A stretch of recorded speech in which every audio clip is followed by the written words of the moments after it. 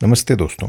अगर मैं आपसे कहूं कि एक कटोरी में पेंट है जिससे दीवारें रंगी जाती हैं और दूसरी कटोरी में इंजन ऑयल है जिससे गाड़ियां चलती हैं, तो क्या आप उनमें अपने बच्चों के लिए पूरियां तलेंगे? आप कहेंगे पागल हो क्या, ये तो जहर है। लेकिन कड़वा सच ये है कि पिछले 50 सालों से हम और आप अनजाने में यही कर रहे हैं। आज आपकी किचन में जो सुनहरे रंग की चमचमाती हुई रिफाइंड तेल की बोतल रखी है, चाहे वो सोयाबीन हो, कनोला हो या कॉटन सीड हो, इसका आविष्कार इंसानों के पेट के लिए हुआ ही नहीं था।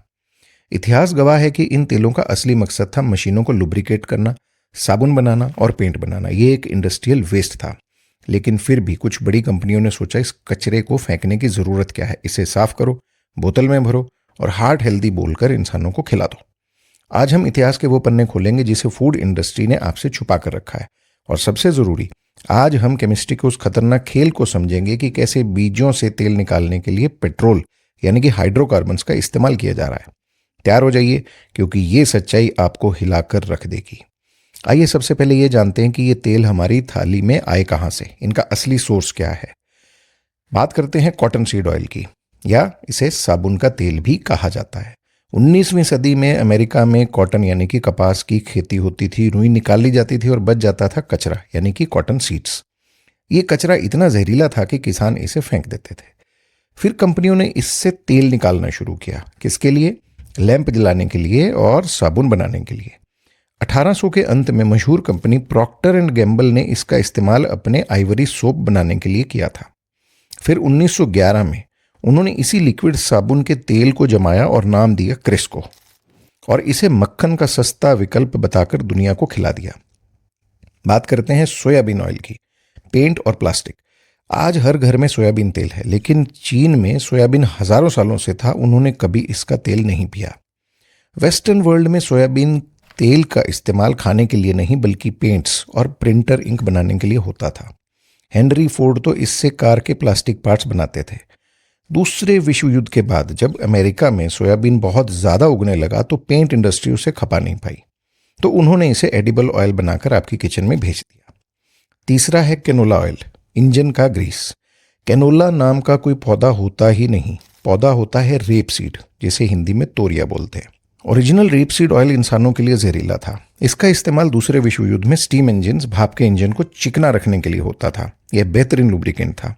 बाद में लैब में इसके जीन्स बदले और इसे नाम दिया गया कैनोला, कैनेडियन ऑयल लो एसिड, और एक engine oil healthy heart cooking oil बन गया।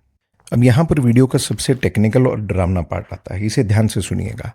आप कहेंगे सर, हर बीज में तेल होता है, चाहे वो बादाम हो या सोयाबीन। भगवान ने हर बीज में फैट डाला है, तो तेल निकालने में बुराई ही क्या है? बिल्कुल सही।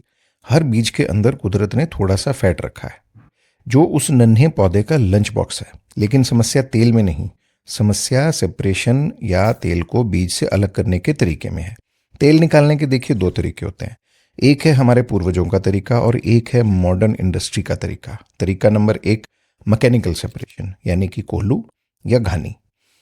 एक नेचुरल तरीका है। आप बीज जैसे कि सरसों या मूंगफली को लेते हैं और उन पर भारी दबाव या प्रेशर डालते हैं, कोल्हू उसके ऊपर चलाते हैं तो तेल निकल आता है। लेकिन इसमें इंडस्ट्री का एक नुकसान है। दबाने से बीजों का सारा तेल बाहर नहीं आता। लगभग 20 से 30% तेल बीज के कचरे यानी कि खली में रह जाता है। इंडस्ट्री को यह बर्दाश्त नहीं, उन्हें प्रॉफिट चाहिए, उन्हें तो आखिरी बूंद तक तेल चाहिए। तो तरीका नंबर 2 आया, हाइड्रोकार्बन सेपरेशन यानी कि केमिकल सॉल्वेंट मेथड। यहाँ एंट्री होती है उस शैतान की। जब इंडस्ट्री ने देखा कि दबाने से काम नहीं बन रहा है, तो उन्होंने केमिस्ट्री का सहारा लिया। उन्होंने हाइड्रोकार्बन्स का इस्तेमाल किया। हाइड्रोकार्बन क्या है? आसान भाषा में ये पेट्रोल और डीजल की फैमिली का ही एक सदस्य है। कच्चे तेल यानी कि क्रूड ऑयल की रिफाइनरी से एक लिक्विड निकलता है जिसे हेक्सेन बोलते हैं। ये हेक्सेन एक केमिकल मैग्नेट, चुंबक की तरह है। इंडस्ट्री वाले बीजों को इस पेट्रोल जैसे लिक्विड में नहलाते हैं। हेक्सेन बीज के रेशे रेशे में घुस जाता है और इसकी खासियत ये है कि ये फैट को अपने अंदर डिसॉल्व कर लेता है। यह उसे खींचकर बाहर निकाल लाता है। तो सोचिए, तेल को आप शुद्ध समझ रहे हैं, उसका जन्म कोल्हू में नहीं हुआ, उसका जन्म एक हाइड्रोकार्बन बाथ में हुआ है। वो फैट अब फैट नहीं रहा, वो एक केमिकल सोल्यूशन बन चुका है। इंडस्ट्री कहती है कि वो बाद में हेक्सेन को उड़ा देते हैं, लेकिन क्या आप अपनी रोटी को पेट्रोल में धोकर खाना पसंद करेंगे, चाहे मैं उसे बाद में सुखा भी दूं? हेक्सेन से निकलने के बाद जो चीज़ बचती है वो तेल नहीं होता, वो एक काला, गंदा और बेहद बदबूदार स्लज होता है। इसमें हेक्सेन की बदबू होती है। अगर आप उसे देख लें तो शायद आप उल्टी भी कर देंगे। तो अब शुरू होता है उसे सुंदर बनाने का नाटक, जिसे आप रिफाइनिंग कहते हैं। ब्लीचिंग, उस काले रंग को हटाने के लिए उसे रसायनों यानी कि ब्लीचिंग क्ले से धोया जाता है, अब वो सफ़ेद हो गया। डिओडराइजिंग, उसकी भयानक बदबू को हटाने के लिए 400 से 500 डिग्री तापमान पर उसको उबाला जाता है। आर्टिफिशियल कलर्स, अब चूंकि वो पानी जैसा दिखता है तो उसमें पीला रंग डाला जाता है ताकि आपको लगे कि ये तेल है। तो वो जो बोतल आपके हाथ में है वह तेल नहीं है, वो एक रंगहीन, गंधहीन और स्वादहीन यानी कि कलरलेस, ओडरलेस और टेस्टलेस केमिकल कॉकटेल है। जब आप ये इंडस्ट्रियल सॉल्वेंट एक्सट्रैक्टेड ऑयल खाते हैं तो शरीर में होता क्या है? हमारी कोशिकाओं में सेल्स से, हमारा शरीर कोशिकाओं से बना है। हर सेल की दीवार फैट से बनी होती है। जब आप घी या कोल्हू का तेल खाते हैं तो सेल की दीवार मजबूत ईंटों की तरह बनती है।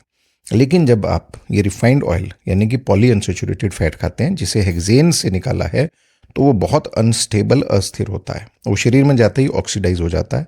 नतीजा, आपके सेल्स की जो दीवारें हैं वो कमज़ोर प्लास्टिक जैसी हो जाती है, अंदर इन्फ्लेमेशन हो जाती है। यही कारण है आज हार्ट अटैक, डायबिटीज़ और कैंसर हर घर में घुस गया है।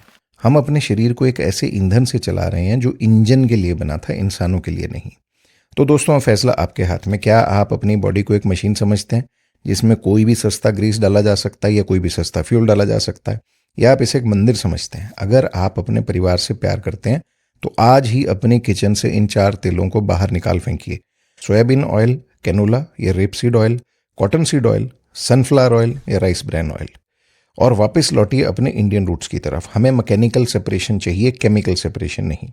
कच्ची घानी सरसों का तेल, देसी घी या कोल्ड प्रेस्ड कोकोनट ऑयल, ये तेल मशीनों के लिए नहीं है, इंसानों के लिए बने। तो जागिए और पेंट खाना बंद कीजिए। Stay healthy, stay real and stay tuned. धन्यवाद।